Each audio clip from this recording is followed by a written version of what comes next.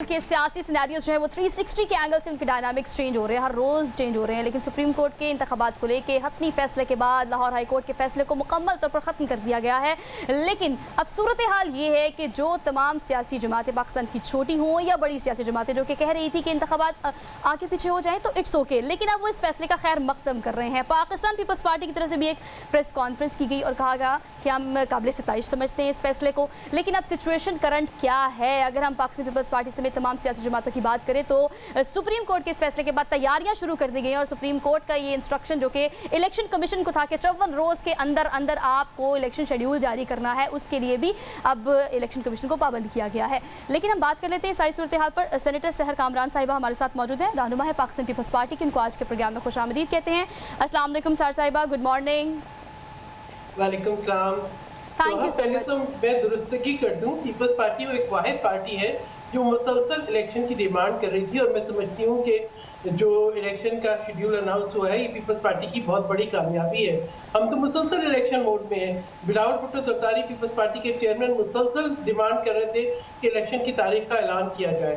तो हम तो इसको बहुत अपनी कामयाबी समझते हैं कि पीपल्स पार्टी की जो एक मुसलसल जद्दोजहद थी, जो एक मुसलसल डिमांड थी, उसको पूरा किया गया। अच्छा सहर कामरान साहिबा, आपसे एक बड़ा मासूमाना से सवाल करना है, लेकिन उससे पहले मैं तारुफ दे दूं। आमिर सईद अब्बासी साहब भी हमारे साथ मौजूद हैं, इस्लामाबाद की ब्यूरो चीफ है और हरमीत के साथ इस्लामाबाद स्टूडियो में है।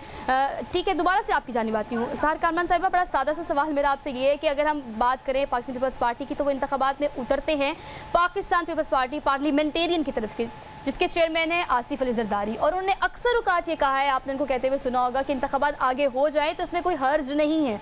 लेकिन अब जो प्रेस कॉन्फ्रेंस सामने आई है उसमें बिलावल भुट्टो जरदारी जो है उनको क्रेडिट दिया जा रहा है कि आपने बर वक्त इंतखाबात के लिए अच्छे खासे इक़दाम किए हैं। ये दो आपको नजरिए दिखाई नहीं देते एक ही पार्टी के अंदर? तो हाँ, जुमला पूरा सुनना चाहिए ना, जुमला पूरा सुनना चाहिए। आसिफ अली जरदारी साहब ने एक सवाल का जवाब दिया था और उन्होंने कहा था कि इलेक्शन की तारीख का ऐलान इलेक्शन कमीशन ने करना है और इलेक्शन लाजमी होंगे। वो 2 दिन पहले भी हो सकते हैं, वो हफ्ता बाद में भी हो सकते हैं, मगर इलेक्शन का ऐलान जो है इलेक्शन कमीशन ने करना है और वो इलेक्शन होंगे। ये उनका पूरा जुमला था एक सवाल के जवाब में, जिसमें से एक हिस्सा उठा लिया गया कि एक हफ्ता बाद में भी हो सकते हैं, 2 दिन पहले हो सकते हैं। ये नहीं उठाया गया और ये नहीं उठाया गया कि इलेक्शन हर हाल में होने हैं। तो बात ये पूरा जुमला अगर उसको हम सामने रखें तो पीपल्स पार्टी के सदर आसिफ अली जरदारी साहब, चेयरमैन बिलावल भुट्टो जरदारी मुसलसल इलेक्शन की डिमांड कर रहे हैं। पाकिस्तान पीपल्स पार्टी हम आपके तमाम प्रोग्रामों में और अदरवाइज पब्लिक जो हमारी जितनी भी टॉक्स हैं, प्रेस कॉन्फ्रेंसेस हैं, प्रेसर्स हैं, हर एक में, और इसके अलावा इलेक्शन कमीशन में बाज़ाब्ता जाके हमने नुमाइंदगी लेने आगे है। तो जहाँ पर आप ये देखें कि इस वक्त पीटीआई के अपने लोग छोड़ के जा रहे हैं, ठीक है, जो लोग आ रहे हैं उस पे तो मुझे नहीं पता कि उनके सामने क्या अपने लोग भी जा रहे हैं बड़े-बड़े। देखिए पीपल्स पार्टी के बारे में आप क्या कहेंगे? इस हवाले से भी जरा साथ ही कमेंट कर दें क्योंकि एक बड़ी विकेट गिरी है आपकी। नहीं, हमारी कोई विकेट नहीं गिरी। देखिए खोसर साहब जो है हमारी नेशनल असेंबली के उम्मीदवार नहीं थे, ठीक है, वो उनको गवर्नर बनाया गया। पीपल्स पार्टी के साथ उनका बड़ा साथ रहा, हम उनको गुड लक विश करते हैं अगर वो समझते हैं उनका ये रास्ता है। तो देखिए हर शख्स बाशऊर है, हर शख्स को अपना रास्ता चुनने का हक है। पीपल्स पार्टी ने जो है उनको बहुत इज्जत भी दी है और पीपल्स पार्टी के लिए वो अहम भी थे, एज अ वकील रहे वो आसिफ अली जरदारी साहब के। अगर आज वो समझते हैं कि उनके इंटरेस्ट जो है वो कुछ और है तो उनको बहुत मुबारक हो। अच्छा सर कामरान साहब, आप ठीक कह रही हैं। आमिर साहब आपकी तरफ आऊँगी, आप क्या समझते हैं कि अगर इस सारी सिचुएशन में चाहे सरदार लतीफ़ खोसा जो है उन्होंने पीटीआई ज्वाइन कर लिया, लेकिन यहाँ पर पीटीआई के वकील बनने पर शोकस नोटिस भी जारी किया, रुकनीत को भी उनको कॉम्प्रोमाइज़ किया गया, आप क्या समझते हैं दीगर सियासी जमातें इस वक्त किस तरह से ओपन माइंड गेम खेल रही हैं या इंतखाबात को लेकर चल रहे हैं? क्योंकि अब जो है वो पीटीआई की तरफ से कहा जा रहा है कि हमारे दरवाजे आपके लिए खुले हैं, जो लोग पीटीआई से जा चुके थे वापस आ जाए, हम उन्हें वार्म वेलकम करेंगे। तो दीगर सियासी जमातें क्या सोचती हैं इस हवाले से?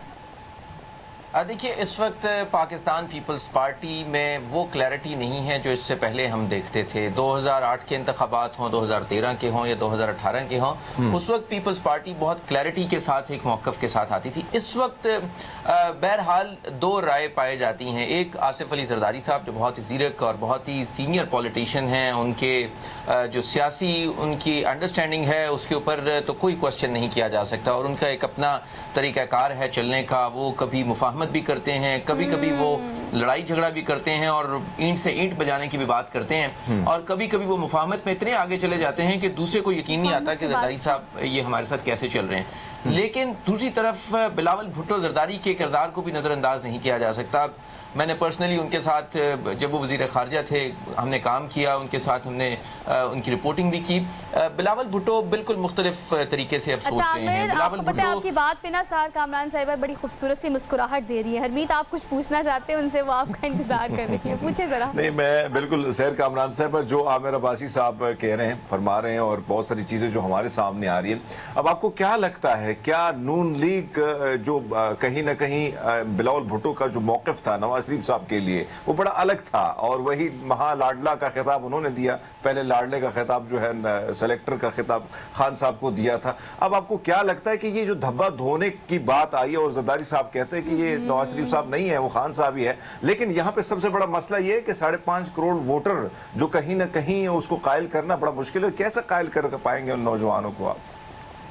देखिए, पाकिस्तान पीपल्स पार्टी अपने बयानिए को लेके, अपने मंशूर को लेके, अपना जो एक मजलूम तबकात है पाकिस्तान के, उनकी नुमाइंदगी करती है। हम मईशत की बहाली के लिए, हम जो आवाम की फलाह के लिए और इंसानी हकूक़ के साथ खड़े हैं। पीपल्स पार्टी के अंदर कोई किसी किस्म का कोई इबाम नहीं है, तमाम फैसले मशावरत के साथ होते हैं। मेरी तो एक पूरी जिंदगी गुजर गई पीपल्स पार्टी के साथ, तो मुझे तो पता है कि मेरे ख्याल में जो सुनने वाले हैं वो लहजे से या बात से अपना अपना मतलब जरूर निकालते हैं, लेकिन पीपल्स पार्टी के अंदर कोई कंफ्यूजन नहीं है।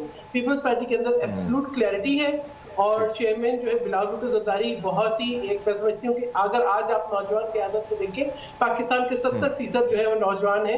अगर आप नौजवान क़यादत को देखें तो आप मुझे बताएं कि बिलावल भुट्टो जरदारी के मद्दे मुकाबिल कौन है, और आसिफ अली जरदारी साहब जो है सैर कामरान साहिबा, उनके मद्दे मुकाबिल कोई भी नहीं है, जवानों को वो रिप्रेजेंट करते हैं। आपने वक्त दिया, आपका बेहद। आमिर सईद भी इस्लामाबाद स्टूडियो में मौजूद थे, आपका भी बेहद शुक्रिया। लेकिन अवामी मैंडेट सामने लाने के लिए इंतखाबात की तैयारी जोरों शोर से जारी है, लेकिन आवाम भी उसका इंतजार कर रही है, और आपके लिए सिर्फ इतना सा पैगाम कि ये वोट जो है वो आपका हक है, बुनियादी हक है, इसको बड़ी ध्यान से इस्तेमाल कीजिएगा।